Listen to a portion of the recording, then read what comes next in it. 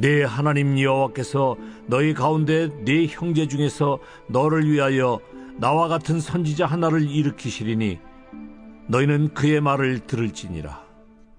이것이 곧 네가 총회의 날에 호렙산에서 네 하나님 여호와께 구한 것이라. 곧 네가 말하기를 내가 다시는 내 하나님 여호와의 음성을 듣지 않게 하시고 다시는 이 큰 불을 보지 않게 하소서. 두렵건대 내가 죽을까 하나이다 하매 여호와께서 내게 이르시되 그들의 말이 옳도다.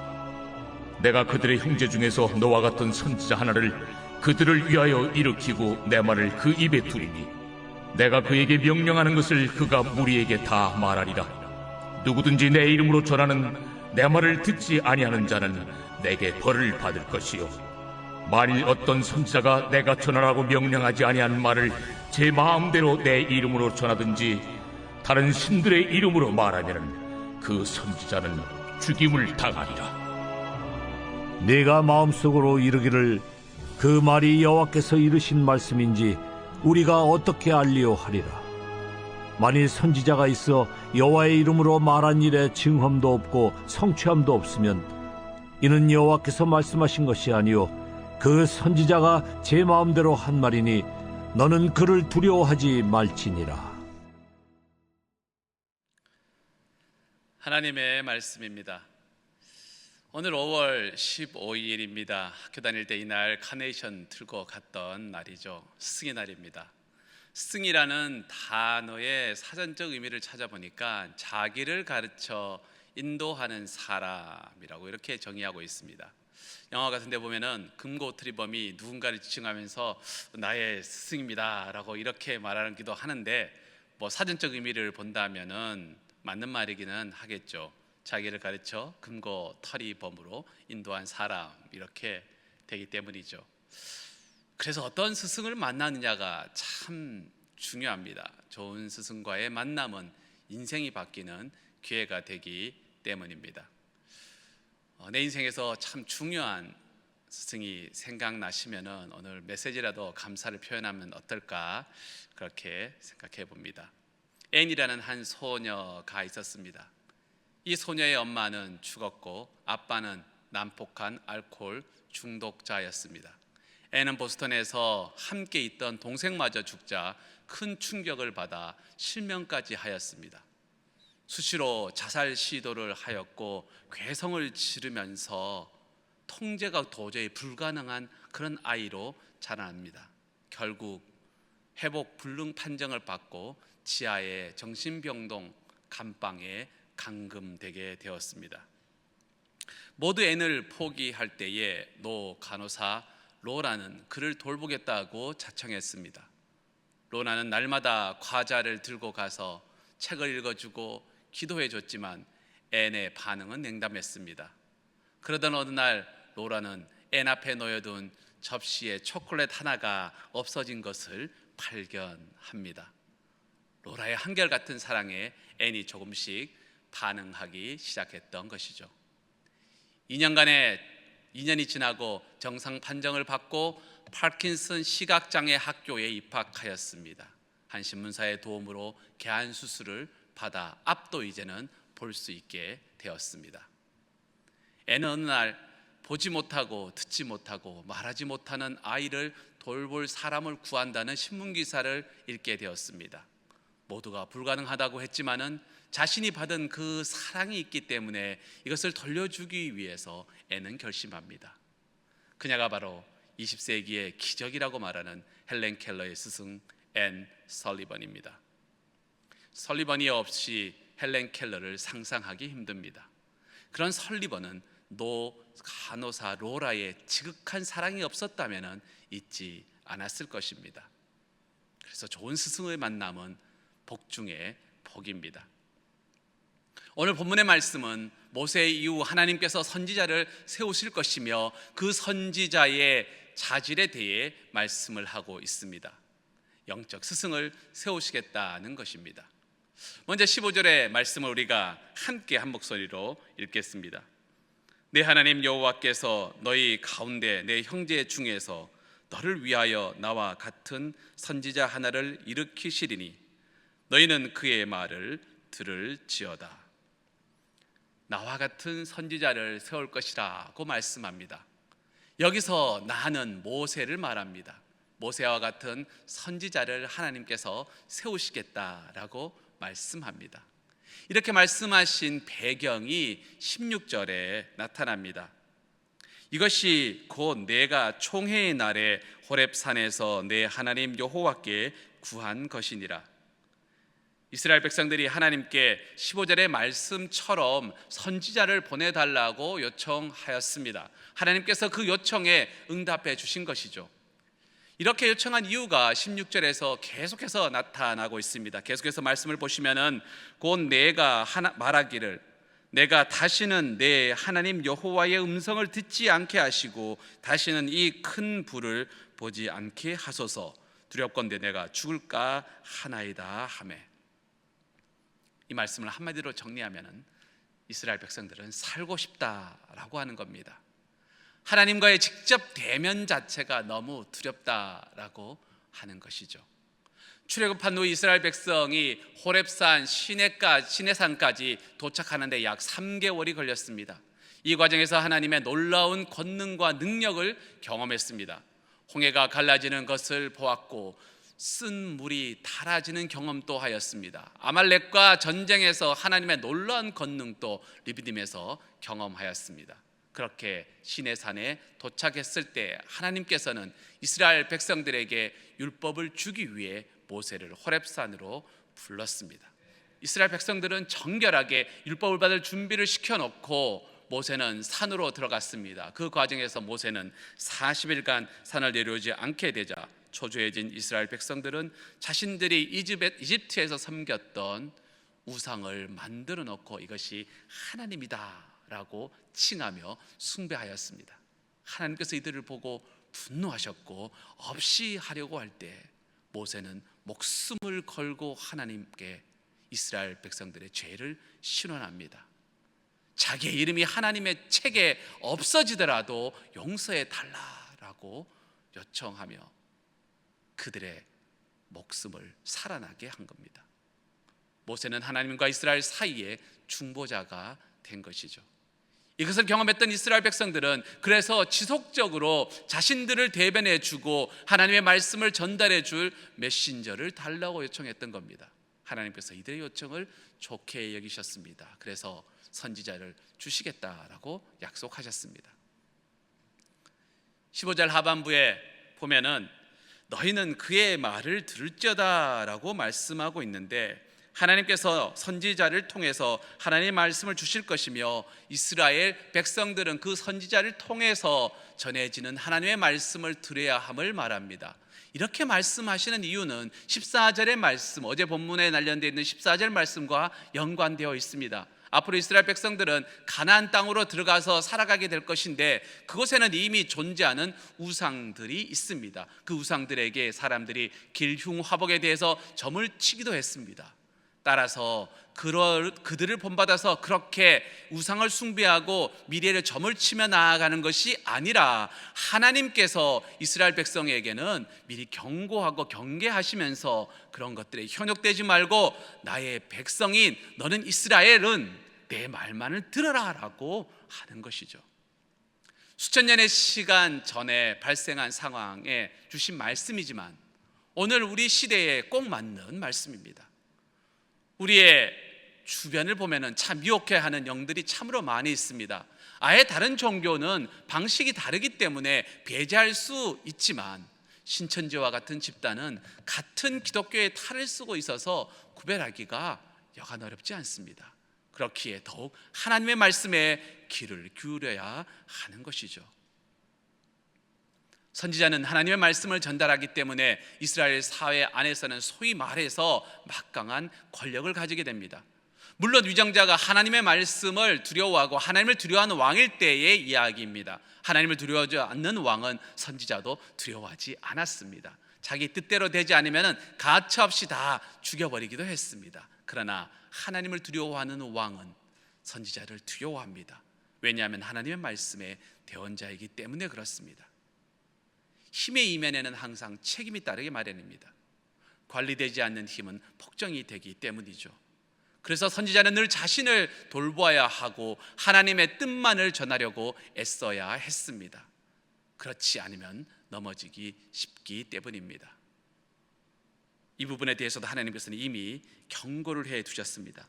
19절과 20절의 말씀입니다. 누구든지 내 이름으로 전하는 내 말을 듣지 아니하는 자는 내게 벌을 받을 것이요, 만일 어떤 선지자가 내가 전하라고 명령하지 아니한 말을 제 마음대로 내 이름으로 전하든지 다른 신들의 이름으로 말하면 그 선지자는 죽임을 당하리라 하셨느니라. 선지자의 말을 듣지 않는 자는 하나님께서 벌하신다고 말씀하십니다. 선지자에게 엄청난 힘이 실리는 것이죠. 그렇기 때문에 반드시 하나님의 말씀만 바르게 전하라고 명령합니다. 그렇지 않게 될 경우 선지자는 죽임을 당할 것이라고 경고하셨습니다. 선지자는 하나님의 말씀만을 바르게 전해야 됩니다. 그것이 선지자의 사명입니다. 선지자의 말을 듣는 이스라엘 백성들도 잘 들어야 함을 말씀하고 있습니다. 분별할 수 있어야 한다는 것이죠. 선지자가 다른 신의 이름을 빌어서 예언할 때 그것은 금방 분별해낼 수가 있습니다. 그렇지만 하나님께 계시를 받지 않고도 자신의 뜻을 하나님의 이름으로 선포할 때에는 그 말을 분별하기란 여간 어렵지 않을 것입니다. 21절의 말씀처럼 그 말이 여호와께서 이르신 것인지 말씀이신지 우리가 어떻게 알겠습니까? 라고 이렇게 말할 수가 있습니다. 그래서 22절 말씀을 보면은 참된 선지자와 거짓된 선지자의 구별의 방법을 말씀을 하고 있습니다. 22절의 말씀입니다.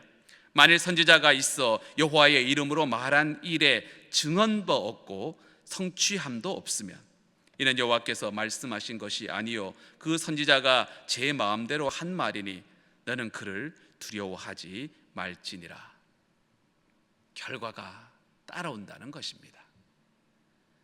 열왕기상 22장은 아람과 이스라엘과 또 유다 연합군의 전쟁을 기록하고 있습니다.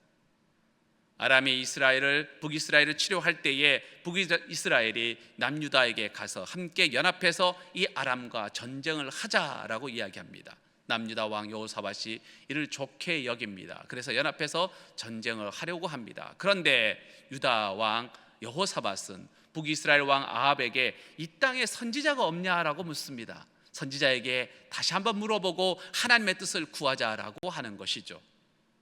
아합은 북이스라엘의 선지자를 모읍니다. 400명의 선지자가 곳곳에서 모였습니다. 한결같이 모두 말하는 것은 전쟁에서 이스라엘과 유다의 연합군이 승리할 것임을 말합니다.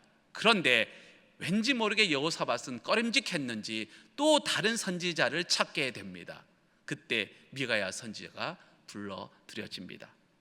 미가야가 오는 도중에 시드기야 선지자가 철로 뿔을 만들어서 이렇게 보여주면서 이 전쟁은 이스라엘과 유다 연합군이 이길 것임을 보여줍니다. 이 뿔처럼 강력하게 이긴다라고 주장을 합니다.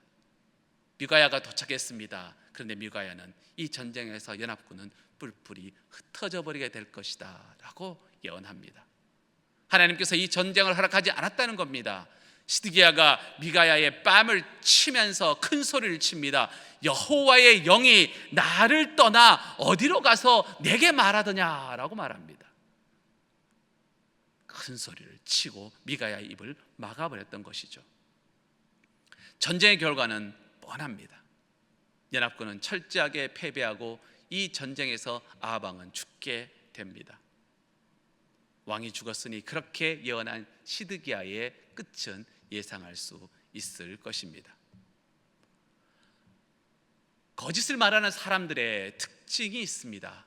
큰 소리로 말합니다. 과도한 확신으로 말을 합니다. 그 수식 어구가 언변이 화려합니다. 그 이유는 진리가 담겨 있지 않기 때문에 그렇습니다.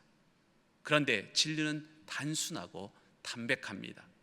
미가야 선지자는 하나님의 말씀을 그대로 받아서 전했습니다.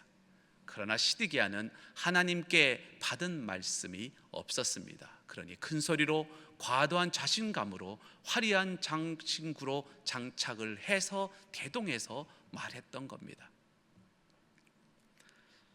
오늘 본문의 말씀을 갖고 설교를 준비하면서 참 제 마음에 부담감이 있었습니다.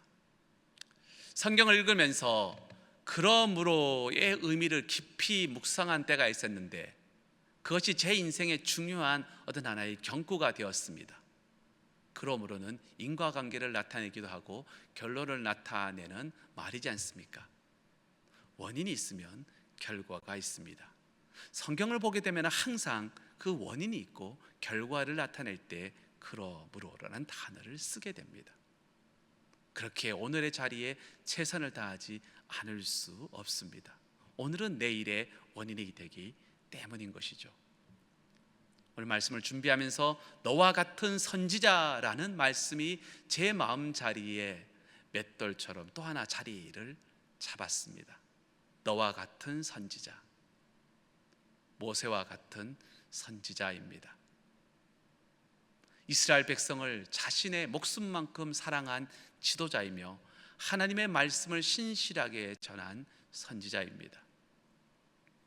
베드로는 성령 강림 사건 후 성전 앞에서 설교하며 모세와 같은 이 선지자는 바로 예수 그리스도라고 그렇게 전했습니다. 우리가 결국 죄로 인해 죽을 수밖에 없었는데 예수님께서 우리의 중보자가 되셨고 구원자가 되어주셔서 우리가 살아났다기 때문입니다. 그래서 하나님과 우리 사이에 막힌 담을 헐어주셨습니다. 우리 인생이 올바른 길로 갈 수 있도록 인도해 주신 분이 바로 예수님이십니다. 그래서 이 말씀은 더욱더 무게감으로 다가오며 제 마음속에 깊이 자리를 잡았습니다. 주님 닮아가는 종이 되게 하여 주시옵소서. 이렇게 기도가 절로 나올 수밖에 없었습니다. 성도가 좋은 교회 만나는 것 축복입니다. 교회가 좋은 목사 만나는 것 축복입니다. 목사가 좋은 성도 만나는 것 축복입니다. 우리 교회는 이 축복을 다 받은 줄로 믿습니다. 부탁드리는 것은 말씀의 사자들이 흔들리지 않고 유혹에 넘어지지 않으며 진리만을 선포할 수 있도록 사랑하는 우리 성도님들께서 기도해 주셔야 합니다. 또한 수많은 말씀의 홍수 속에서 진리를 깨닫는 영안을 허락해 달라고 우리 스스로의 신앙을 위해서도 기도해야 합니다. 하나님께서 이미 예언의 말씀과 계시의 말씀을 성경을 통해서 주셨습니다. 우리가 기도할 때에 성령님께서 지혜를 주셔서 이 말씀을 깨닫게 해 주실 줄로 믿습니다. 이 은혜가 우리 모두에게 임하시기를 소망합니다. 기도하시겠습니다. 하나님 아버지, 오늘 말씀을 통해서 참 좋은 지도자의 모습을 바라보았습니다. 우리는 누군가의 지도자가 되기도 하고 또 누군가의 이끌림을 받는 사람이 되기도 합니다. 그렇기에 말을 전할 때든지 누군가를 이끌 때에는 더욱더 조심하고 겸손하고 주님을 바라보는 주님의 마음으로 그렇게 돼야 될 것이며, 또한 하나님의 말씀을 증거하고 하나님의 수많은 말씀을 들을 때에는 그 영을 분별할 수 있는 지혜가 또한 우리에게 필요한 것을 깊이 깨달으며 나아갑니다. 그렇기에 주님 앞에서 저희들은 더욱더 겸손하며 다른 것을 의지하며 나아가는 것이 아니라 우리의 영원한 스승이신 예수 그리스도만을 바라보며 나아갈 수밖에 없음을 고백합니다. 주님, 우리에게 흔들리지 않는 믿음을 더하여 주시옵시며 우리의 스승 되시는 예수님만을 바라보며 나아가게 인도하여 주시옵소서. 더욱더 말씀을 깊이 묵상하며 이 시대를 분별할 수 있는 지혜를 허락하여 주시옵시며 성령님께서 우리를 인도하실 때에 그 말씀에 민감하게 반응하는 저희들이 되도록 하나님 은혜를 더하여 주시옵소서. 우리 연합교회를 사랑하여 주심에 감사드립니다. 좋은 목사님 보내주셔서 감사드리고 좋은 성도님들과 함께 목회할 수 있는 은혜를 허락하여 주심에 감사드립니다. 그 은혜가 계속해서 흘러넘쳐서 이 시대의 등불과 같은 귀한 교회가 되게 인도하여 주시옵시며 하나님 보시기에 기뻐하는 귀한 우리 연합교회가 되도록 하나님 은혜를 더하여 주시옵소서. 예수님의 이름으로 기도합니다. 아멘. 지금은 우리 주 예수 그리스도의 은혜와 하나님 아버지의 그 놀라우신 사랑하심과 성령님의 위로 충만 그 교통하심의 은혜가 오직 주님만을 바라보며 우리의 영원한 스승이신 주님만을 의지하며 나아가는 이 방송을 듣고 있는 모든 우리의 형제 자매들과 권속들 머리 위에, 연합교회의 모든 성도들 머리 위에 이제부터 영토로 함께 하시기를 간절히 축원하옵나이다. 아멘.